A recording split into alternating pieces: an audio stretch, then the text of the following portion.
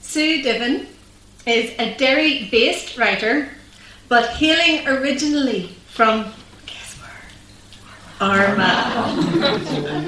So she can't quite classify herself as a Derry girl, because of course we're much better than the Derry girls. Excuse me. You're always going to get in trouble, so I'm just going to stick with Armagh. So she's a peace worker, she's a knackered mummy, a musician and a juggler of life, and she remains clueless as to how she finds time to write. But she says she lays the blame for her increasing addiction to flash fiction squarely at Raymond and Biddy's feet. What she's talking about. Anyway, tonight Sue is reading Says Himself.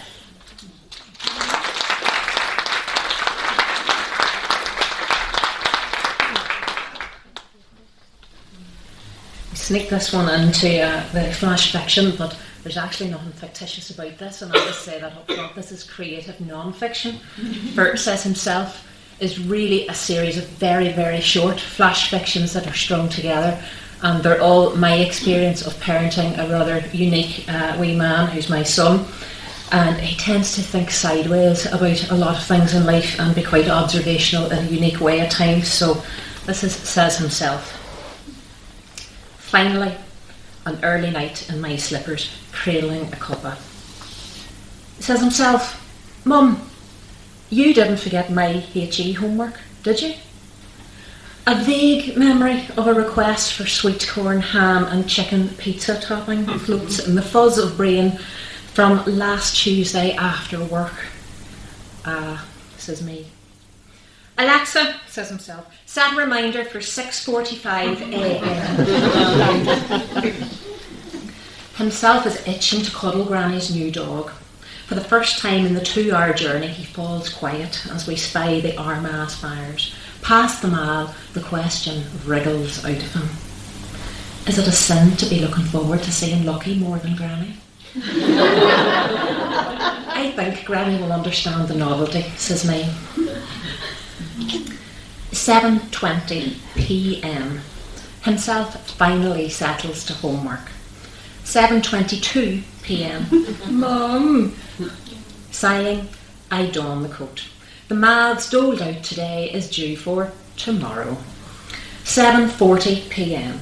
B&M bargains, no joy. 7:45 p.m. Tesco Metro, nada. 7:50 Argos is a long shot, but hey, the search suggests my spelling is wrong. Did I mean toy tractors? They have 7. 8 p.m. The first neighbour is apologetic. I am fed up tramping puddles in the dark. 8:10 p.m. Next neighbour reckons maybe, but her daughter isn't in till 9.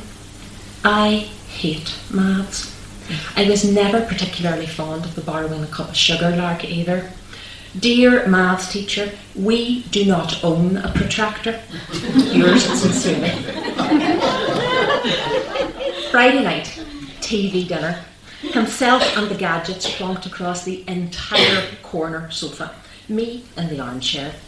Beef chow mein and chicken curry, no onions, thank you. Tastes mighty. Hardly changed from 20 quid, but hey, has to be done sometimes. What'll we watch, says me, passing the bag of prawn crackers. We peruse the random list of recordings. Says Himself, how about that eat well for less?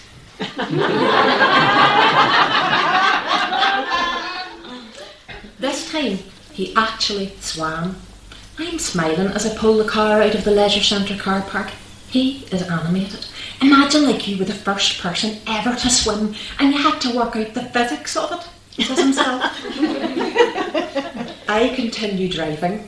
Like, you couldn't just sit there and expect the water to make you swim, and it wouldn't work like speedboats and jet skis with the bubbles coming out the back end.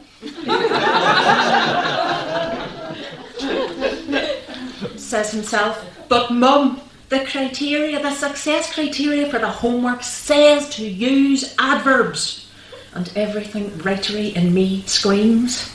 He looks up, smiling. How about I use strong verbs, but sneakily squeeze in 2 adverbs quietly to please the teacher? Nothing can knock him off cloud 9 today. He is 12.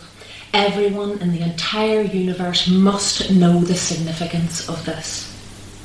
6:37 a.m. himself vaults onto my duvet for the traditional birthday hug and reminiscences. Simple things: ham toasty for breakfast whilst playing Fortnite on new birthday monitor, Snapchat pings from friends. Are we really doing McDonald's for lunch? Yes, says me. Have you got your note?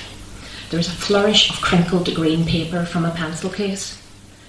12:50 p.m. Chicken selects and fries. I don't even ask if he's apprehensive. He's in awe of the free, crunchy McFlurry.